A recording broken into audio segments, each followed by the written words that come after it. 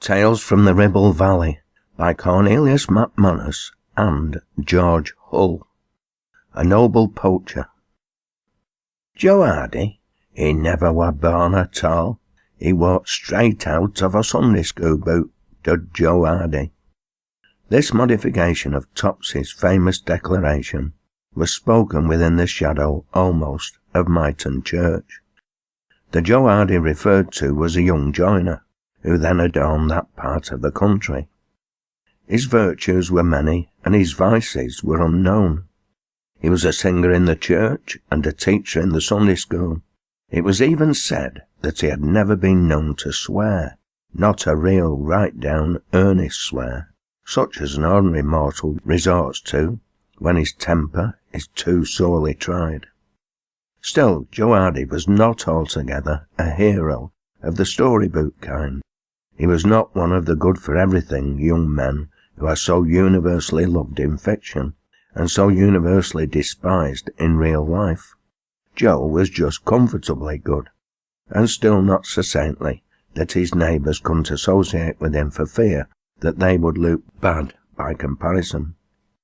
But as he never fell into a drunken ball, nor coveted his neighbours' unprotected poultry, he was better than some people are. When Joe left school with many honours and more than one prize, he was duly apprenticed to a wheelwright, who then did a flourishing trade in the locality. When his apprenticeship was over, he, at the special request of his employer, re-engaged as a journeyman, and every day, wet or fine, found him at the bench. At length, however, the time came when all carts in the district were mended, and all the farmers who wanted new ones had been provided with them. Work was slack in the Ribble Valley, and Joe, being unfortunately paid by the piece, found that his wages were on the backsliding scale. He very soon tired of walking about the village. The business-like rattle of the Ribble over its stony bed seemed to mock his idleness, and he arose one morning determined to seek fresh woods and masters new. For some months Joe was absent from the village. Then, when trade began to revive, he returned to the old bench, and while the idle cronies gathered in the workshed, the tap of Joe's hammer punctuated his description of the wonderful places to which he had travelled. About this time a certain gentleman had the audacity to remark that he had known a great many people leave Myton, and when they came back, they had all picked up a good deal that was bad, and never, by any chance, an atom of anything that was good. The man who spoke these words was no youthful chatterer, who had as yet to learn the weight of his words, but Ben Hudson, head gamekeeper to Colonel Fairmantle. To be sure, the Colonel's land doesn't come very near to Myton, but Ben is a native of the village, and when he wants to hear about certain notorious game annexures, he always came with open ear and questioning tongue to this little border hamlet. Ben Hudson was out of temper just at this time. Lately, his master's game preserves had suffered considerable depletion. As the sporting season was on, and a large party was expected from London in a few days, this was a serious matter, and it behoved Ben to find out the authors of this ill-timed mischief. But Ben didn't find it out. He interviewed all the known poachers in the village. He questioned, coaxed, and threatened, but in no case could he extort a confession from the suspected game plunderer. There was one wily old poacher, who had on former occasions made free with the fur and feather on Colonel Fairmantle's estates.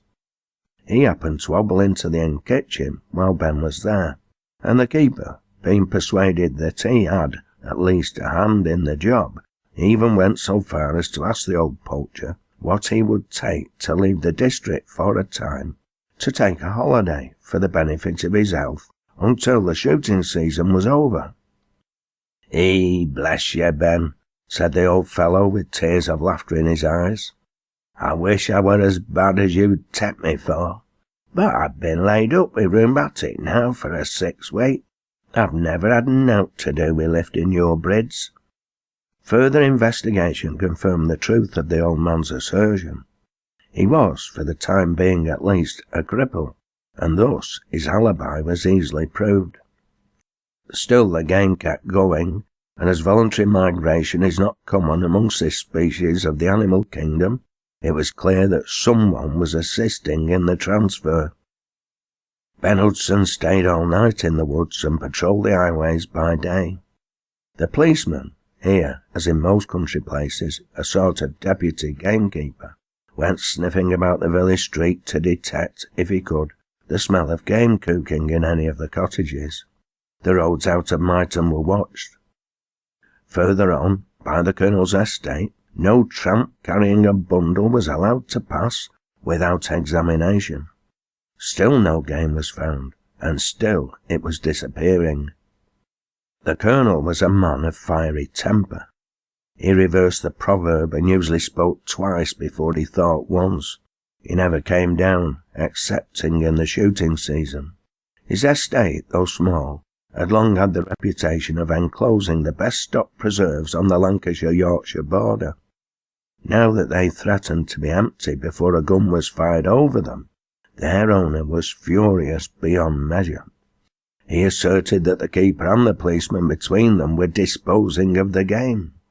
When convinced that this couldn't be, he maintained that they knew who was taking it, and this circumstance caused the victims of the imputation to redouble their exertions to trap the real criminal, in order that they might thus clear themselves from undeserved blame.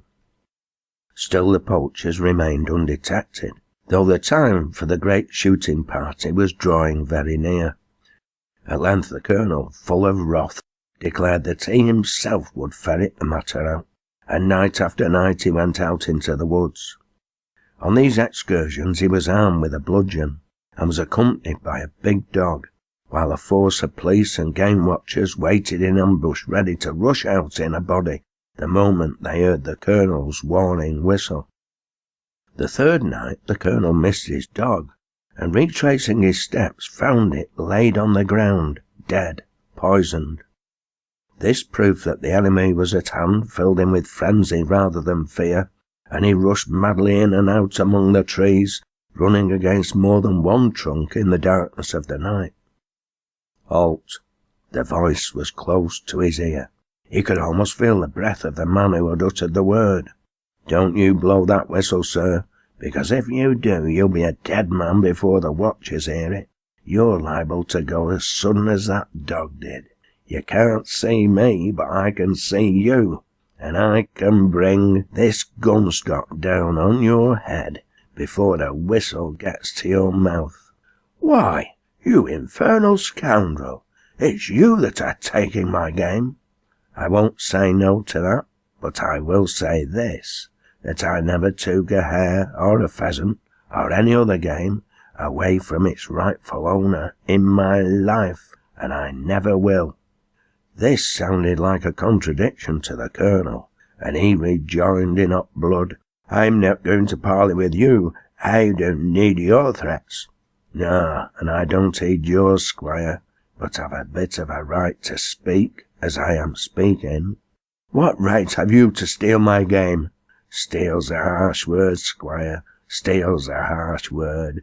I'm ready to prove to you that I aren't stealing. Well, I'm waiting to hear you, but be sharp now. Oh, well, you see, it's a longish tale. I can't tell it all in a minute, but if you'll see me at your convenience tomorrow, sir, I'll promise that no game shall go in the meantime, and if any goes after, it'll be your own fault. Who are you? I'm Joe Hardy. I'm a wheelwright, and I live in Myton. But don't set the police on me, or I shall have to tell my tale at the court. You'll be sorrier for it if I do. What the devil does the fellow mean? Muttered the Colonel, but the fellow had vanished almost without a sound. Mrs. Campbell, I believe. The woman had got up from her sewing to answer his knock. For a moment the visitor stared at her pale, haggard face. Then, extending his hand, he continued, Mrs. Furmantle, you know me, don't you? Fenley, solicitor. You surely know me. "Oh, Mr. Fenley, why have you sought me out here?" "For your own good. We never knew you were in Manchester until a day or two since. Joe Hardy's adventure revealed you." "Adventure? Surely they've never caught him." "Then you knew what he was doing." "I knew that he was taking the Colonel's game. He saw what he got and sent me the money. It has kept me from starving. He said the game was mine as much as the Colonel's. Tell me they haven't caught the poor man." The imploring look upon the woman's face induced the solicitor to tell the remainder of his story in a few words. "The Colonel hasn't caught Hardy, but Hardy has caught the Colonel. The young man had an interview with him, and proved to him in his blunt fashion that you were the Colonel's wife. He said that their marriage may have been a youthful indiscretion, but so are most marriages. The plea that he was married under a false name is as bad in law as it is in honour. How Joe had got hold of his story, you will be able to say better than I can. But he's made the Colonel afraid. He's threatened to make the whole affair public if the Colonel doesn't do something." "But I could never bear to meet the Colonel again," said the lady.